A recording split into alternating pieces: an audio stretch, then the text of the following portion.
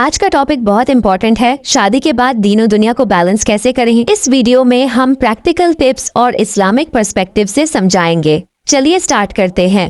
Responsibilities बढ़ती हैं, family, job, घर, बच्चे सब मैनेज करना पड़ता है, लेकिन हमें अपना दीन भी स्ट्रांग रखना होता है।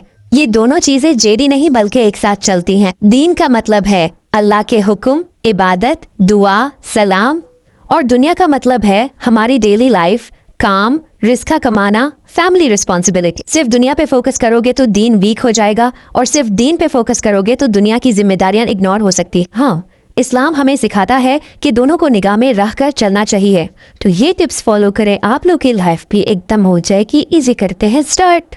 नंबर 1, सलाह और इबादत को प्रायोरिटी दो। अपने 5 वक्त की नमाज डेली बेसिस पे फिक्स कर लो कि आप लोग को नमाज को छोड़ना नहीं है, नमाज मस्ट पढ़नी है। और हाँ, ये कोशिश करनी कि नमाज टाइम पे पढ़ो, कज़ा मत करो। नेक्स्ट, अपनी डेली रूटीन सेट करो, एक प्लानिंग बनाओ अपने लाइफ की। एक इबादत का वक्त हो, एक फैमिली का टाइम हो, और एक काम का टाइम हो, सब क्लियर हो ताकि सब आप लोग आसानी से मैनेज कर सको। Next, communication with partner. अपने पार्टनर के साथ बैठ के डिसाइड करो कि दीन और दुनिया के टास्क को दोनों ने आप लोगों ने कैसे मैनेज करना है।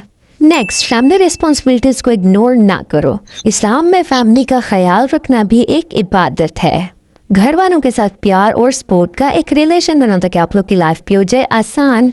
अल्लाह से गाइडेंस लें कि हम अपनी जिंदगी में दीन को पहले रखते हुए दुनिया को बेहतर तरीके से मैनेज करें। आमीन।